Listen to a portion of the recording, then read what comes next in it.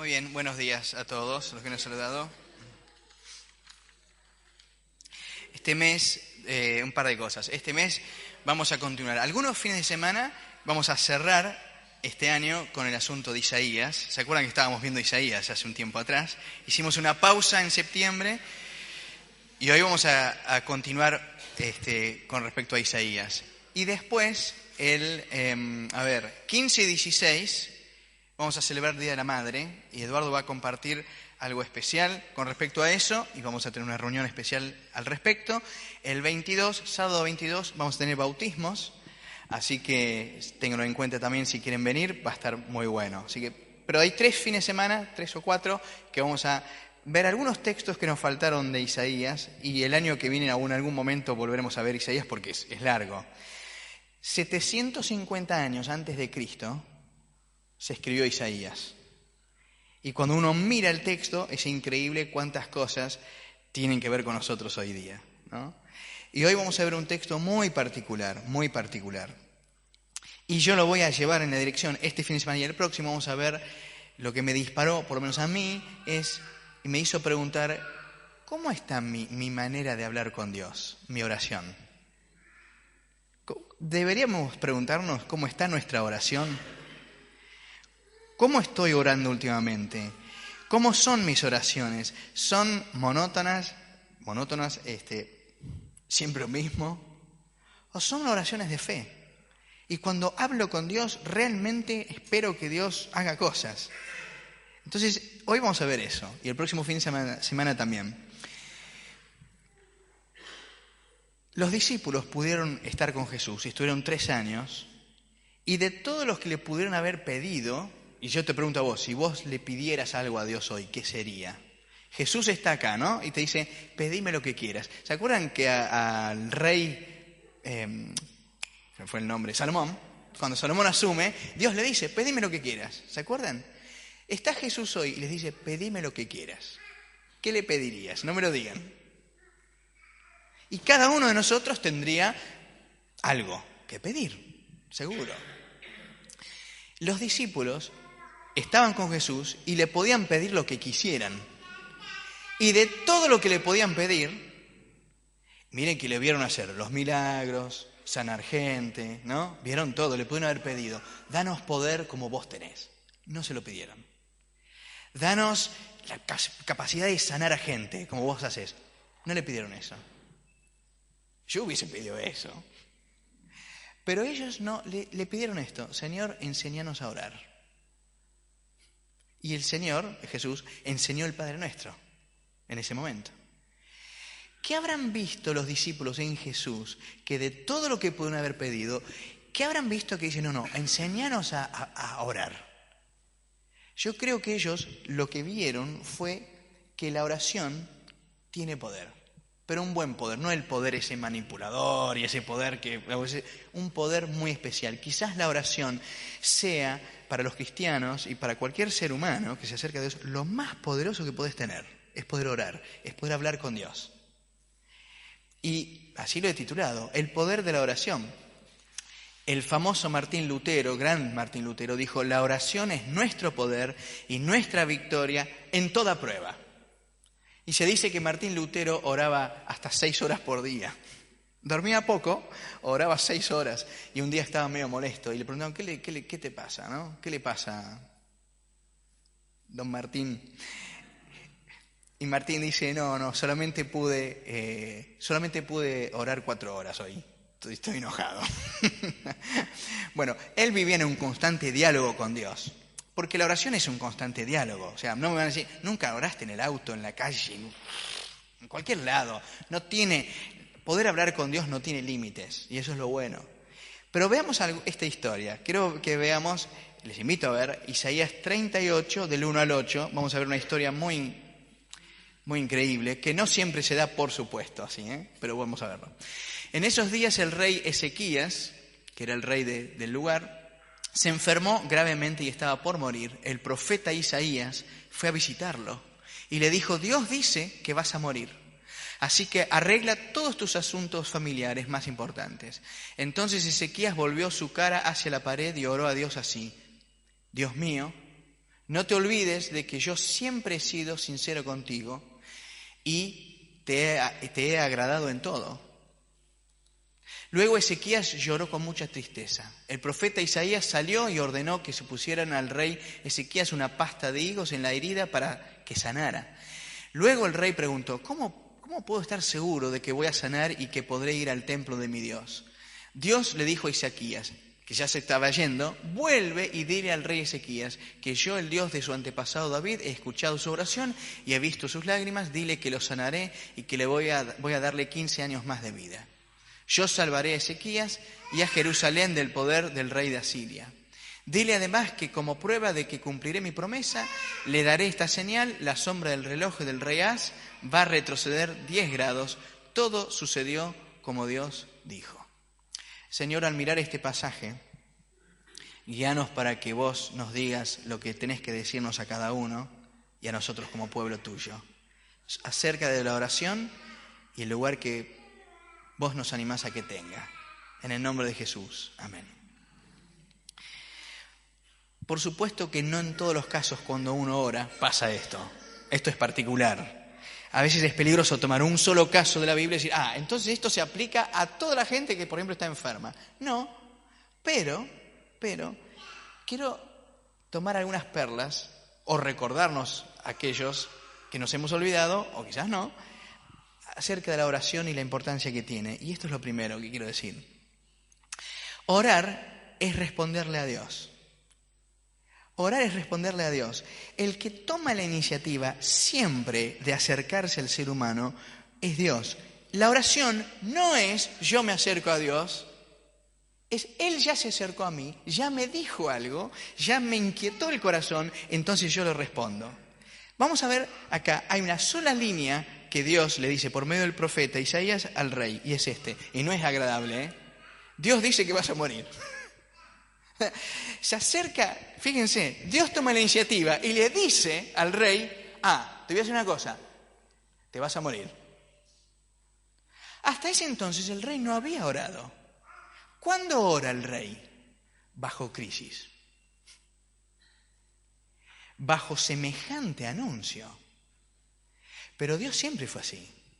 Dios le dice a Noé, ¿se acuerdan? Le dice, andá y hacé un arca.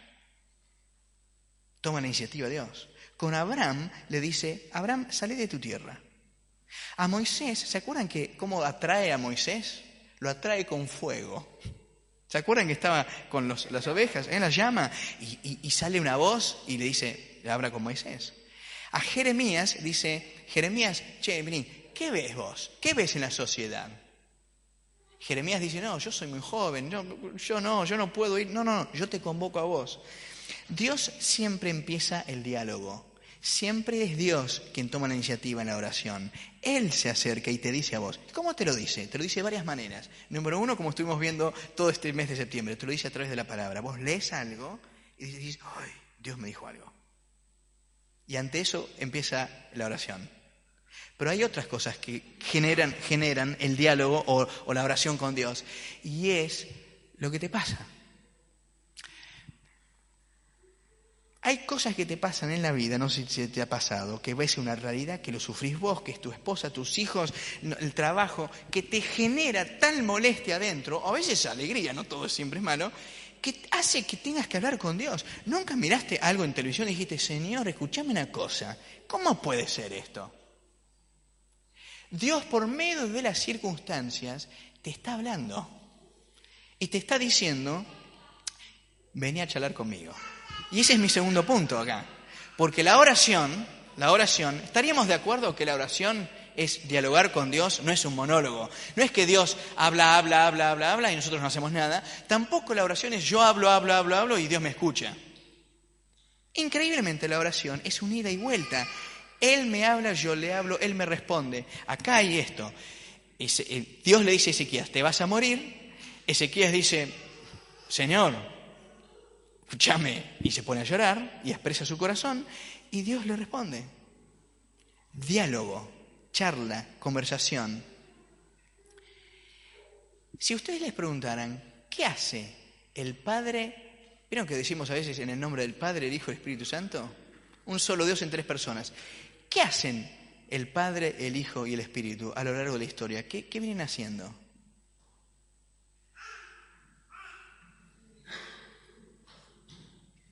Fuimos hechos a su imagen y semejanza.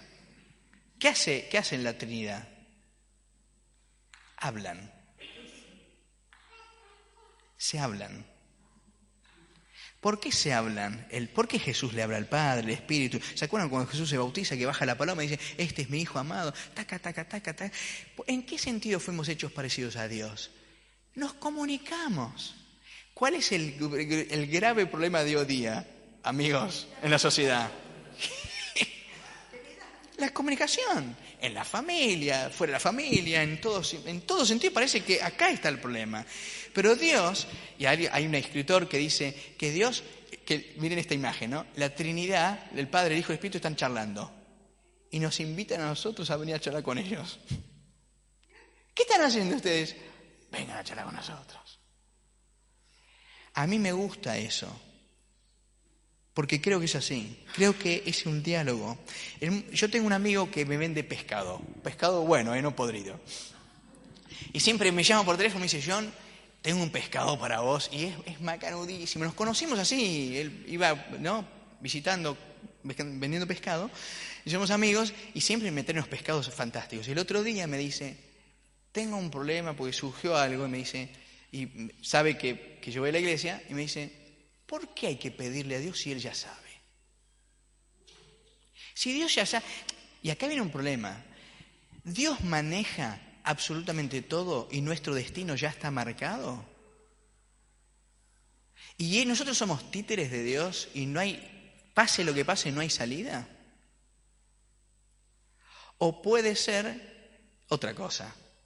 Por ejemplo, que Dios no hizo títeres de nosotros, sino nos hizo seres humanos, hombres y mujeres, y quiere escucharnos, y quiere interactuar, y no es autoritarista, y no marcó solamente un destino y listo, y vos hacés lo que yo te digo, y no hay salida, sino que es generoso y nos invita a participar.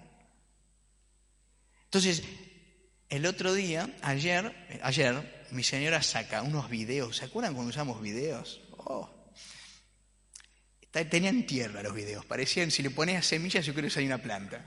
Bueno, los pone y estaban un video de nuestra hija mayor, que era muy chiquitita. Y estamos viendo las primeras palabras de ella, estaba filmado eso. Que antes no se filmaba mucho, era un segundo, ¿no? Bueno, y yo decía, ¿qué satisfacción tiene una persona, un padre, cuando escucha por primera vez que dice, y dice, uy, está hablando, no está hablando, pero está, ¿no? El placer de escuchar cuando dice palabras, un hijo. El placer ese lo tiene Dios con nosotros.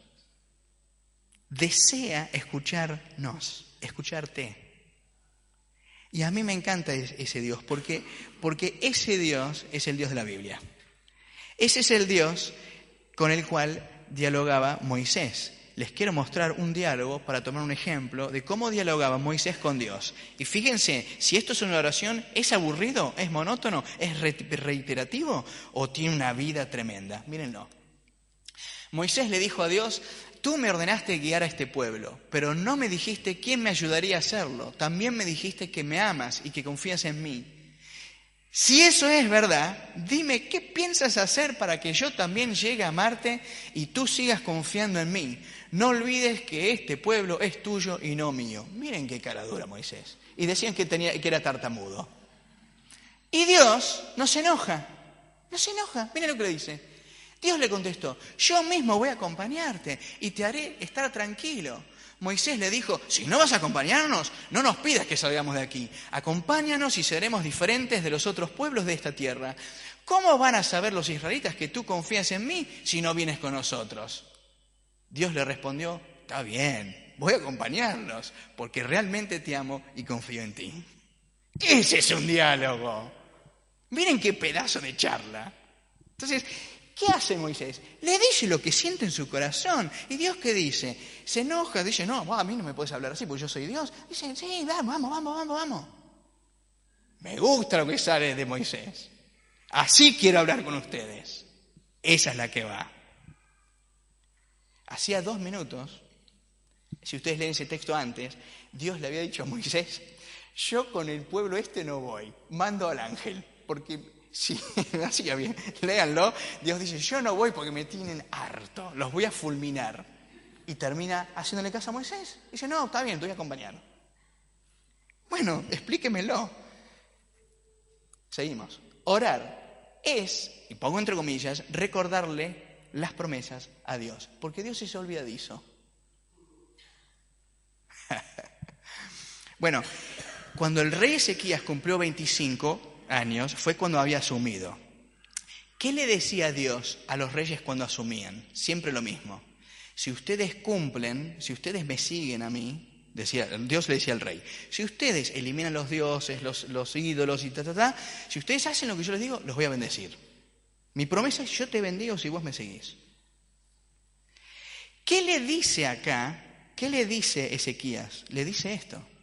Dios mío, no te olvides de que yo siempre he sido sincero contigo y te he agradado en todo. ¿Por qué le dice eso, Ezequías? Porque Dios le había dicho cuando había asumido, si vos haces las cosas como yo te digo, te voy a bendecir. Y ahora Ezequías dice, escúchame, Señor, fui sincero y te agradé en todo. ¿Y saben qué? Dice el texto que es verdad. Que Ezequías fue uno de los mejores reyes que tuvo Israel. No siempre funciona que uno hace lo que Dios pide y te va todo joya, ¿eh? Porque Dios a veces tiene detrás un montón de otras cosas que quiere hacer con nuestra vida. Pero en este caso, Ezequías había cumplido con muchas cosas. Pero ¿quién tiene que recordar las promesas? ¿Dios o nosotros? ¿Qué piensan? ¿Nosotros tenemos que recordar las promesas? Si uno recuerda la promesa, porque acá para mí esto es lo que es interesante, casi siempre, ¿sabían que hay más de 7.000 promesas en la Biblia de Dios?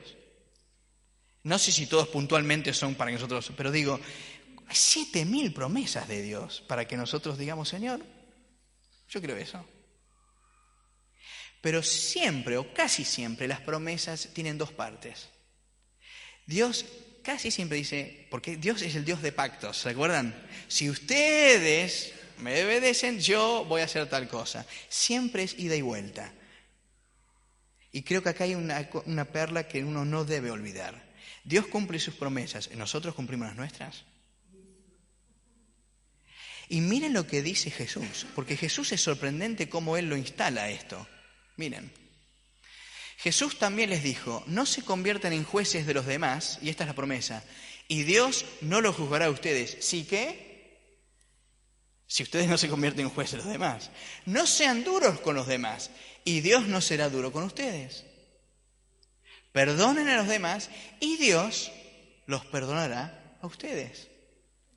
Padre nuestro que estás en el cielo,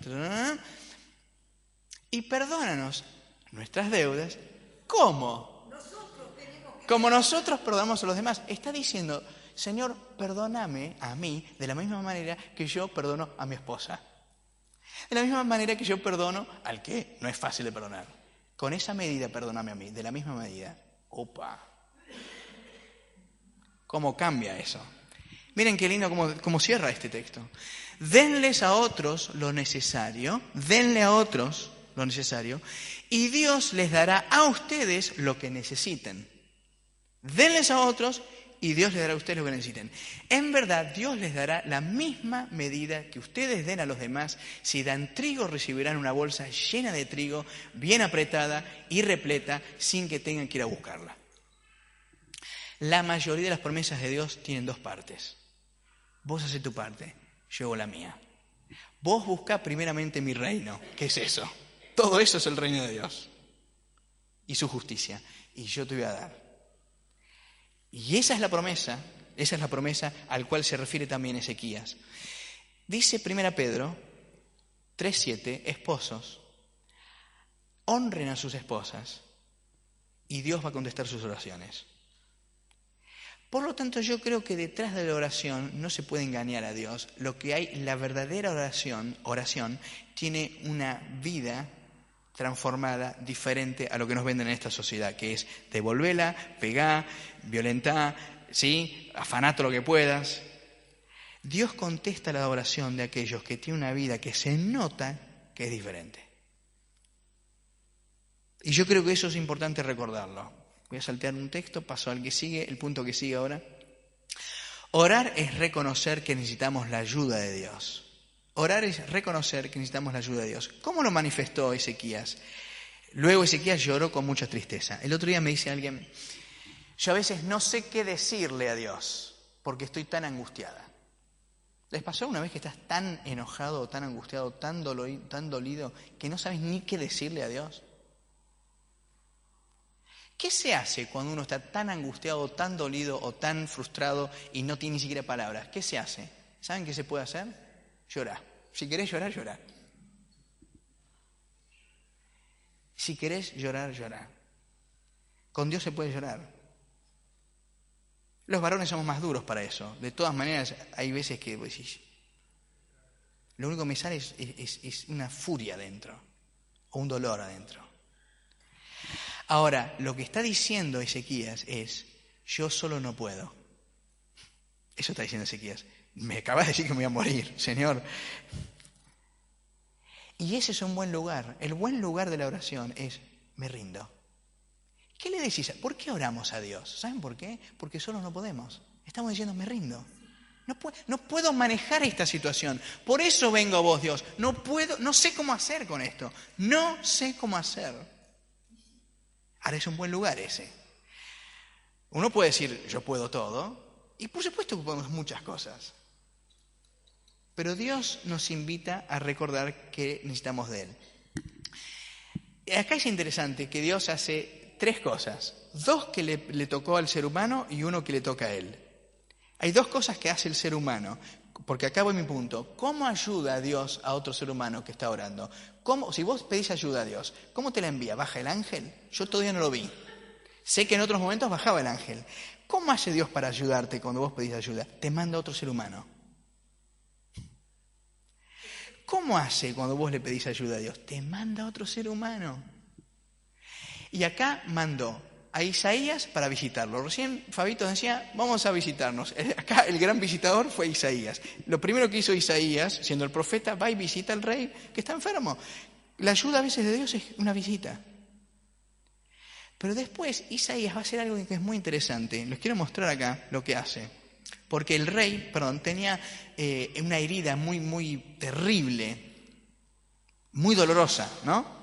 Ustedes hubieran dicho, Isaías le va a orar, llame. Isaías, el profeta, le va a orar. Va a decir, bueno, lo vas a matar. Le dijiste que se va a morir, aunque sea que no tenga dolor en la herida. Y le oró. No le oró nada. Miren lo que dijo. El profeta Isaías salió y ordenó que le pusieran al rey Ezequías una pasta de higos en la herida para que sanara. ¿Saben que en esa época la pasta de higo era como un remedio, era el remedio que se usaba? ¿Vieron que las señoras, algunas dicen, si mezclas este yuyo y te lo pones? Bueno, era medio eso. Pero, ¿qué estaba? Isaías pudo haber dicho, órenle, le voy a orar yo, y por lo menos, bueno, le aliviamos el dolor. No, ¿saben qué dijo Isaías? Denle la medicación. A mí me aterra y me preocupa a veces personas que dicen, yo no tomo la medicación porque Dios me va a curar y no te cura nada. Anda al médico y no abandones la medicación. Porque Dios nos ha provisto de gente muy capaz. No todos los remedios son buenos. Vivir medicándose no es bueno. Pero hay momentos donde hay que ir al médico. ¿Sí o no? Yo creo que sí. Y si yo me caigo en la calle hoy y me quiebro el brazo, yo no esperaría que ustedes oren por mí. Llévenme al médico, así me ponen un yeso. Y hasta con los problemas a veces mentales o neurológicos o psicológicos también. Denle la pasta. Pónganle la pasta, digo. ¿No le vas a orar? No, denle la medicación que usamos acá. Me parece importante porque a veces sucede que uno se olvida. Manda seres humanos, pero es cierto que lo último puede pasar y es Dios, aparece y hace el milagro. No siempre. Por eso pongo acá una advertencia. A veces viene en grande. A veces sucede el 5.º punto, que es orar puede cambiar la decisión de Dios. Orar puede cambiar la decisión de Dios. Dios le dijo a Isaías, vuelve y dile al rey Ezequías que yo, el Dios de su antepasado David, he escuchado su oración y he visto sus lágrimas, dile que lo sanaré y que voy a darle 15 años más de vida. Se va a morir igual, eso no va a cambiar, pero va a vivir 15 años más. Pero ¿no había dicho que se iba a morir ya? Sí, la oración y las lágrimas de Ezequías hicieron que Dios cambie. Y ustedes van a decir, pero Dios no cambia. ¿Cómo que no? Lo que no cambia de Dios es su amor por nosotros. No cambia la voluntad final de Dios, no se cambia. Pero Dios ha cambiado muchas veces. Muchas veces. En un gran libro, que estoy leyendo solo oración, dice esto el autor. Es cierto que Dios sabe lo que deseamos y que su designio para el mundo es inalterable. Dios no puede negarse ni contradecirse a sí mismo. Sin embargo, la Escritura deja claro que Dios ha elegido realizar sus propósitos en cooperación con sus hijos. Su voluntad última es inflexible, pero los modos por los cuales busca poner en acción su voluntad son flexibles. Él no cambia su designio final, pero sí altera sus métodos para realizar ese propósito. La oración es un instrumento poderoso para lograr no que en el cielo se haga la voluntad del hombre, sino que en la tierra se haga la voluntad de Dios. El modo en que Dios ejecuta su voluntad depende de nuestras oraciones y en ese sentido podemos cambiar la voluntad de Dios. No la voluntad final, pero en ese sentido, fíjense, Dios dijo una cosa, pero uno puede orar y pueden suceder otras. Porque Dios está pensando esto, el objetivo final no va a cambiar. Y vos te vas a enriquecer. Me hace pensar mucho, cuando yo era chiquito íbamos del pueblo donde yo vivía al campo. Eran 14 kilómetros por tierra. Y yo cuando tenía 8 o 9 años le decía a mi papá lo que la mayoría de los chicos dicen a sus padres cuando ven que hay auto y vamos a viajar por calle de tierra. ¿Qué le dicen? Déjame manejar a mí, déjame manejar a mí. Entonces mi papá me sentaba a UPA y yo manejaba el auto. Yo tenía 9 años y yo iba al volante, ¿no? Iba manejando. ¿Ustedes quién creen que manejaban los pedales? Yo no llego a los pedales ahora, imagínense cuando tenía 9. Entonces, en los pedales los manejaba mi papá. Y después años casi me parte el corazón el otro día como me dice que él con este dedito iba tocando el volante así sin que yo me diera cuenta. Que él le iba manejando. Pero me hizo participar. Y yo les puedo saber que yo manejé los 10 kilómetros por lo menos hasta el campo. Yo lo hice, pero mi papá estaba en control. Sí, pero me hizo participar. Y a veces, ¿saben qué me permitía hacer? Y me iba al barro, porque yo canchereaba, y yo, y me dejaba ir al barro. Y yo, ¿y ahora qué hacemos? Me decía. Y había que bajarse y empujar. Y a mí me enseñó eso. Y creo que esto es parecido. Dios nos invita a participar. Sabe que nosotros, las vamos a mandar las nuestras, pero dice, sí, agarrar el volante y vengo con vos y te acompaño. Y hasta muchas veces uno puede mandarse por caminos que no son, pero finalmente Dios está en control de todo. Pero nos hace participar y eso nos enriquece a nosotros. Muchas veces podemos proponerles otros caminos a Dios y Dios dice, vamos porque vamos a llegar igual. Vamos por el camino que vos decís también. ¿Cuál camino hay que tomar para ir a Buenos Aires? No, pero ¿no se puede ir por otro camino? Sí. Listo. ¿El destino cuál es? Buenos Aires. ¿Ruta 2 es la mejor? Sí, es la mejor. Pero yo no puedo ir a Tandil y después agarrar no sé qué otra y azul y pegar la vuelta. ¿Puedo, sí o no? Listo.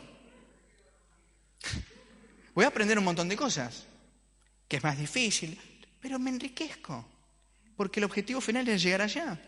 Moisés le cambia, miren esto y con esto termino. Moisés otra vez. Además, el Señor le dijo a Moisés, me he fijado en esta gente y me he dado cuenta, dice Dios esto, de que son muy tercos.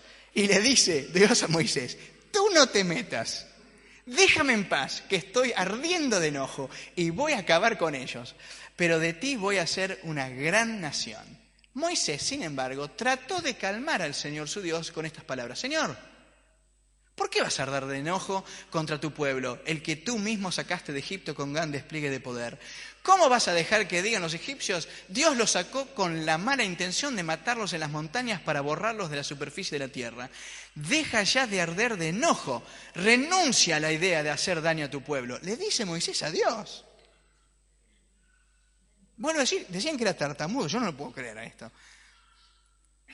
Acuérdate de tus siervos, Abraham, miren eso, acordate, Señor, de tus siervos Abraham, Isaac e Israel, a quien juraste por ti mismo y le dijiste, haré que los descendientes de ustedes sean tan numerosos como las estrellas del cielo, y toda esta tierra que les he prometido a ustedes, se la daré como su herencia para siempre. ¿Dios qué va a hacer? Entonces el Señor se calmó y renunció a la idea que había expresado de hacer daño a su pueblo. Está bien, Moisés, listo, hacemos lo que vos decís. Porque la voluntad final de Dios es que ese pueblo, el que salió, y en este caso los descendientes después, lleguen y sean pueblo. Necesitaban pasar por el desierto. El desierto a veces es necesario para que Dios nos forme. ¿Cómo está nuestra oración? ¿Fría, tibia, caliente, a full? Oremos.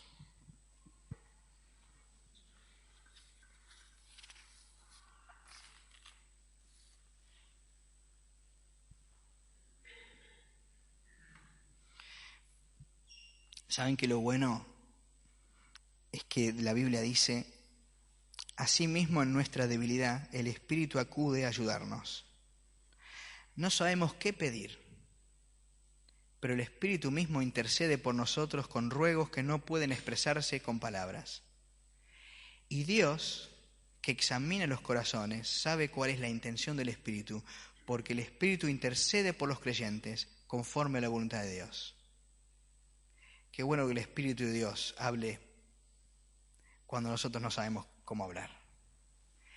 Y también dice, ¿quién podrá condenarnos? Cristo Jesús es quien murió. Todavía más, quien resucitó y está a la derecha de Dios. ¿Y saben qué está haciendo? Dice acá, rogando por nosotros. Cristo murió y resucitó, está a la derecha de Dios y está rogando por nosotros, por vos.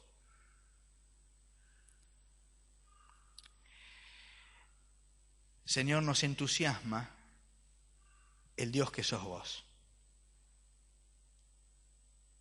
Nos sorprende que podamos sorprenderte vos. Nos sorprende que podamos hacer cosas, decir cosas que vos tomes en cuenta.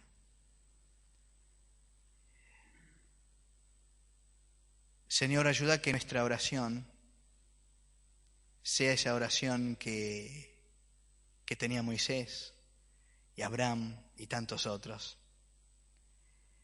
Que nuestras oraciones sean fuego,